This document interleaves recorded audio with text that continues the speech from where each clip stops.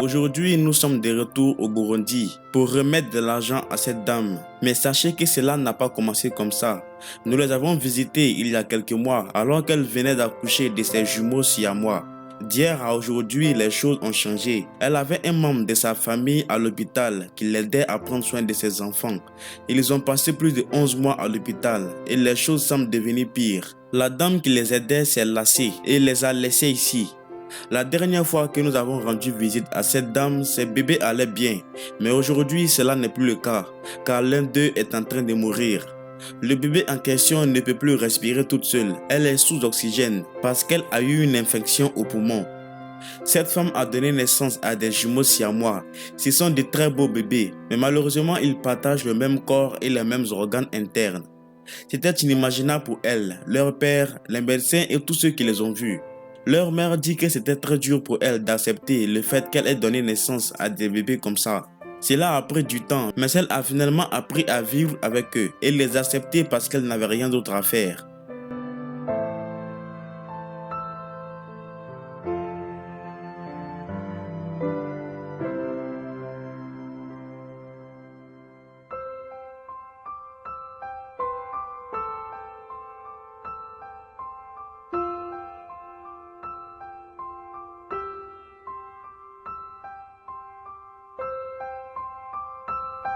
Elle ne peut aller nulle part. Et maintenant, les médecins ont peur qu'elle perde ses bébés une fois qu'elle ait quitté l'hôpital. Ils n'arrivent pas à soigner les bébés et à les séparer. Mais comme elle est pauvre, prendre soin d'eux à la maison pourrait être un grave problème. Et c'est pourquoi ils les ont laissés ici. Elle dit que c'était la dernière chose à laquelle elle s'attendait quand elle est tombée enceinte. Elle a donné naissance à 5 autres enfants. Et avoir ses jumeaux était la 6e fois d'accoucher pour elle.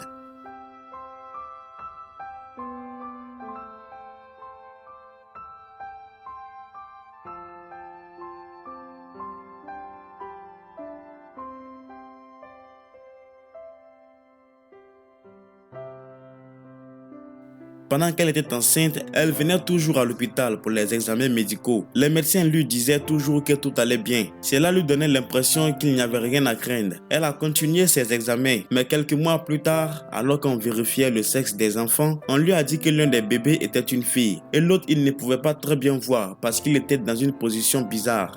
Ils lui ont dit de rentrer à la maison et que tout allait bien. Et c'est exactement ce qu'elle a fait. L'accouchement est arrivé. Elle s'attendait à ce que tout se passe bien comme ça l'a toujours été.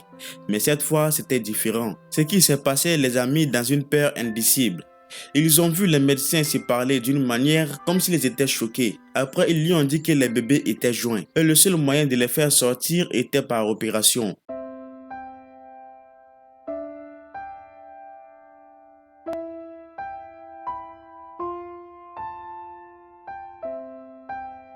Après l'opération, les enfants se portaient bien, mais les médecins ne pouvaient rien faire de plus. Ils ont dit que le traitement était seulement possible qu'à l'étranger, car ici, personne n'allait prendre le risque de réaliser une telle chirurgie des bébés qui partagent le même corps. Elle ne pouvait pas du tout rentrer chez elle. Le mari est également malade. Il souffre de l'asthme. Il s'occupe des 5 autres enfants à la maison. La situation des deux côtés n'est pas facile. Cela rend leur vie encore plus compliquée qu'elle ne l'a jamais été.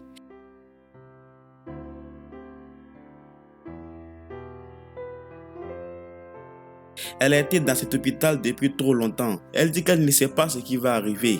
Elle est croyante et elle a l'espoir et la foi qu'un jour quelqu'un les aidera. Elle ne peut pas retourner dans le village où elle habite parce qu'elle n'est même pas sûre que les bébés puissent supporter le trajet. Afrimax les a visités et leur histoire a été publiée dans le monde entier. À ce moment-là, ils venaient de passer 5 mois à l'hôpital, mais aujourd'hui, c'est presque une année parce qu'ils ont passé 11 mois sur ce lit, jour après jour.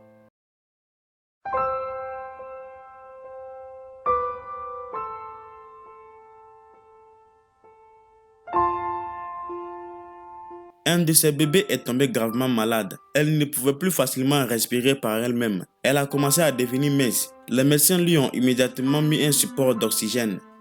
Quand leur histoire a été racontée au monde, les gens ont donné de l'argent à cette dame, que nous lui avons par la suite remis. Elle était très heureuse. Elle ne pouvait pas le croire parce qu'elle n'a jamais vu une si grosse somme de sa vie. Elle est très reconnaissante envers tous ceux qui l'ont aidée.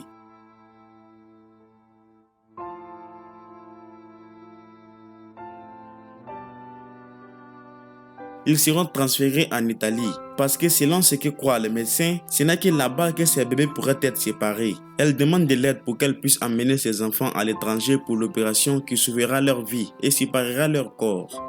Si vous voulez faire un don à cette dame, le lien de donation se trouve en commentaire épinglé et dans la description de cette vidéo.